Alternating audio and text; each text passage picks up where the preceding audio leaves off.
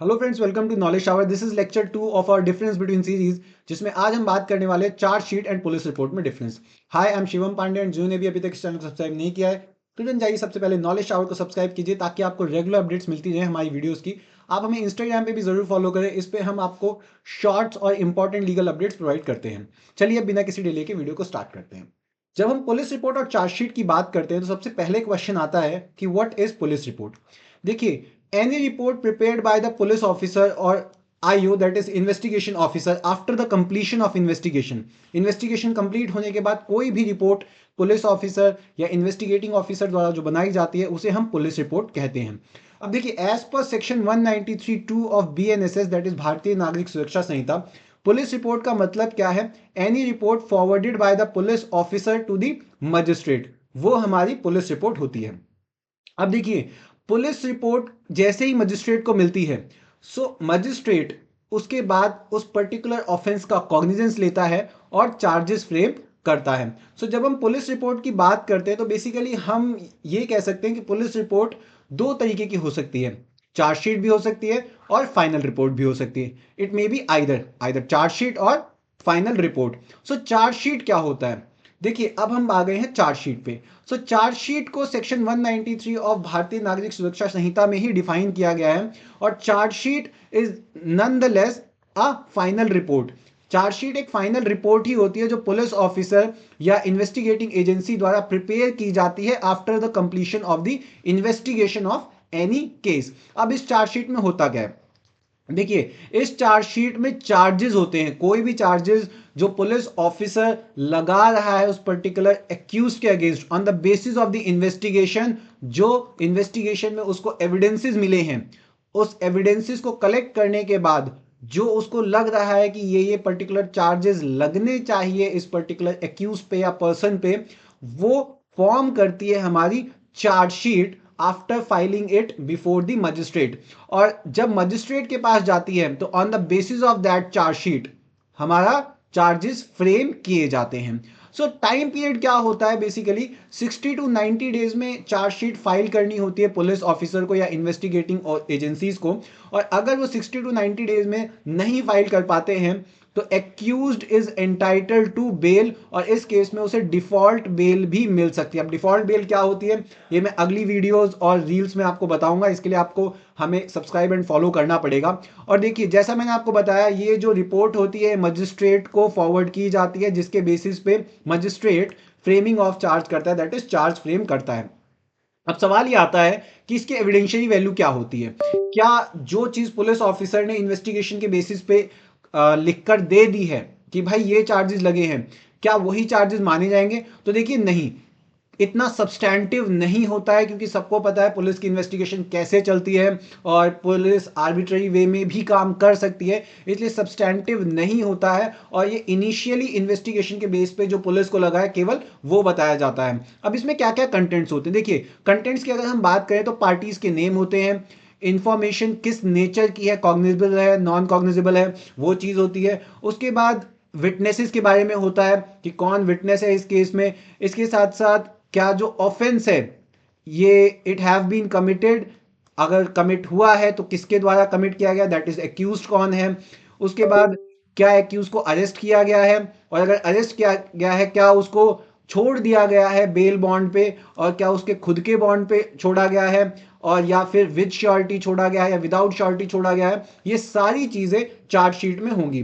सो इसके बेसिस पे तीन इंपॉर्टेंट केस लॉज हैं। सबसे पहले K Veeraswami versus Union of India, जिसमें कहा गया था कोर्ट द्वारा कि the chargesheet need not be elaborate evaluating the evidence as this is the stage of trial. देखिए, जो एविडेंसेस दिए गए हैं चार्जशीट में और जिसके बेसिस पे उन्होंने चार्जेस लगाए हैं एक्यूज के अगेंस्ट, जरूरी नहीं है कि उस एविडेंस को बहुत इलॉबरेट वे में बताया जाए कि भाई ये ऐसे है, ये सही होगा, गलत होगा। ये ट्रायल का काम है। पुलिस ऑफिसर को एविडेंसेस मिले, उन्होंने इन्वेस्टिगेट किया, एविडेंसेस मिले, उसके बेसिस पे उन्होंने चार्ज लगा दिए। अब ये जो ट्रायल का काम है, ये सारी चीजें अब कोर्ट की चीजें हैं। सो इलॉबरेट वे में होने की कोई आवश्यकता नहीं है। वे जाकिया एहसान केस में कोर्ट ने कहा था कि the court explain that the forming of opinion under section 173(2) ID, ये बेसिकली 193 हो गया BNSS में। इसमें क्या बोला है, investigating officer must collect collaborative evidence to support any information. भाई कोई भी इंफॉर्मेशन दी गई है कि एक्स ने वाई का मर्डर कर दिया, अब इसके लिए सपोर्टिंग एविडेंस इकट्ठा करने पड़ेंगे इन्वेस्टिगेटिंग ऑफिसर को।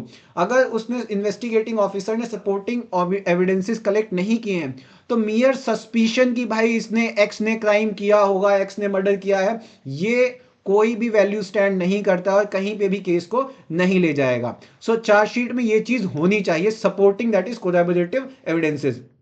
उसके बाद W Kujur versus state of Jharkhand 2024 important case है। इंपॉर्टेंट इसलिए है क्योंकि इस केस में सुप्रीम कोर्ट ने गाइडलाइंस लेट डाउन की है कि एक चार्जशीट में क्या क्या होना चाहिए।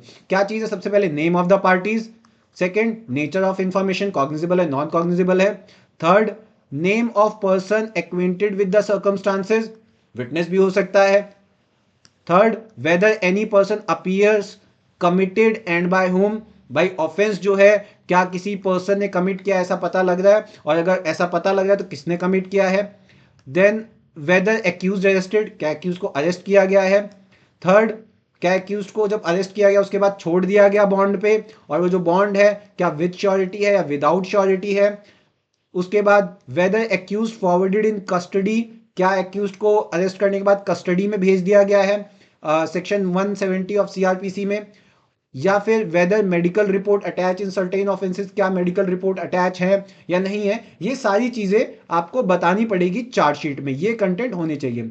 उसके बाद अब हम आ जाते हैं फाइनल रिपोर्ट पे कि चलिए चार्जशीट तो हमने बात कर ली, अब फाइनल रिपोर्ट क्या होता है। देखिए अगर इन्वेस्टिगेशन के बाद ये अपीयर होता है कॉग्निजिबल ऑफेंस हुआ है और अब उसका ट्रायल होगा, अब उसको ट्रायल के लिए सेंड कर दिया गया है, तो उस केस में तो उसको हम उस रिपोर्ट को हम चार्जशीट कहेंगे। लेकिन अगर इन्वेस्टिगेशन के बाद पता लग रहा है if the case isn't sent to trial, अगर केस को ट्रायल पे नहीं भेजा जा रहा है तो जो पुलिस की रिपोर्ट होगी जिसके बेसिस पे उसे नहीं भेजा जा रहा है उसे हम फाइनल रिपोर्ट कह देंगे। और या फिर जब केस बंद कर दिया जाएगा उस रिपोर्ट के बेसिस पे कि कोई क्राइम ही नहीं हुआ तो उसे क्लोजर रिपोर्ट भी हम कह सकते हैं। ठीक है, सो देखिए तीन केसेस हैं इसमें, तीन सर्कमस्टांसेस दिए हैं। पहला circumstance at the close of investigation, कि भाई इन्वेस्टिगेशन बंद कर दी। क्यों बंद कर दी, कि भाई जो केस रिपोर्ट हुआ था वो तो सही था लेकिन कोई क्लू ही अवेलेबल नहीं है, भाई मर्डर हुआ था, अब कोई क्लू ही अवेलेबल नहीं है, क्या किया जाए, और केस जो है इट रिमेन्ड अनडिटेक्टेड, कुछ समझ ही नहीं आ रहा, पता ही नहीं लग रहा, उस केस में फाइनल रिपोर्ट क्लोजिंग रिपोर्ट लग जाएगी। Second at the end of investigation, भाई इन्वेस्टिगेशन की है और इन्वेस्टिगेशन करने के बाद क्या पता लगता है कि जो केस रिपोर्ट किया गया था रॉन्ग केस था, फॉल्स केस था, तो भाई फॉल्स केस होगा तो भी क्लोजर रिपोर्ट लगा देंगे। Third at the end of investigation में क्या होगा, सेम केस है, एक में क्या है केस फॉल्स रिपोर्ट हुआ था और दूसरे केस में क्या है कि केस तो सही रिपोर्ट हुआ है लेकिन जब एविडेंसेस कलेक्ट करने की बात आई है तो इन्वेस्टिगेशन जब किया गया तो ऑफेंडर तो डिस्कवर हो गया लेकिन सफिशिएंट एविडेंसेस ही नहीं है, इनसफिशिएंट एविडेंसेस हैं कि किसी भी पर्सन को प्रोसिक्यूट किया जा सके या किसी भी एक्यूज को प्रोसिक्यूट किया जा सके, तो उस केस में भी क्या होगा, एक्विटल होगा और फाइनल रिपोर्ट प्रस्तुत कर दी जाएगी। सो इन केसेस में क्या होगा, इसे हम फाइनल रिपोर्ट बोल देंगे। अब इसमें दो इंपॉर्टेंट केसेस है, पहला Abhinandan Jha and others versus Dinesh Mishra, इसमें कहा गया था the submission of the final report या chargesheet it depends on the nature of opinion formed after investigation. भाई सिंपल सी चीज है, चार्जशीट है फाइनल रिपोर्ट है, ये डिपेंड करेगी कि नेचर ऑफ ओपिनियन, क्या ओपिनियन बना है। भाई इन्वेस्टिगेशन हुई, इन्वेस्टिगेशन के बाद ऐसा लग रहा है भाई क्राइम हुआ है, ये एविडेंसेस हैं और इस व्यक्ति ने किया होगा, बिल्कुल सही, आपने चार्जशीट बना दी, ट्रायल हो गया, बट आप कह रहे हो भाई अब ट्रायल ही पॉसिबल नहीं है, तो उस केस में क्या होता है, फाइनल रिपोर्ट क्लोजर रिपोर्ट चली गई। Second Bhagwant Singh versus commissioner of police, अब इसमें क्या कहा गया है, the court discuss the three options जो कोर्ट के पास दैट इज मजिस्ट्रेट के पास अवेलेबल होते हैं 173(2) में, और आज की हम बात करें तो 193 BNSS में। सबसे पहले जो उसके पास रिपोर्ट फाइल हुई है that is police report file हुई है, या तो उसको एक्सेप्ट करे, accept and take cognizance, accept करके कॉग्निजेंस ले ले। सेकंड डायरेक्ट फर्दर इन्वेस्टिगेशन, या फिर वो फर्दर इन्वेस्टिगेशन डायरेक्ट कर देगी, भाई मुझे लग रहा है इन्वेस्टिगेशन की इसमें अभी और जरूरत है और इन्वेस्टिगेशन करो। थर्ड, या फिर वो रिपोर्ट से डिसएग्री कर दे और एक्यूज को डिस्चार्ज कर दे। सो बेसिकली ये तीन पॉसिबिलिटीज अवेलेबल होती हैं। So this was all about chargesheet and police report. और पुलिस रिपोर्ट में जब हम बात करते हैं तो chargesheet and final report. I hope आपको अच्छे समझ आया होगा। That's all for today. Thank you so much. Please like share subscribe.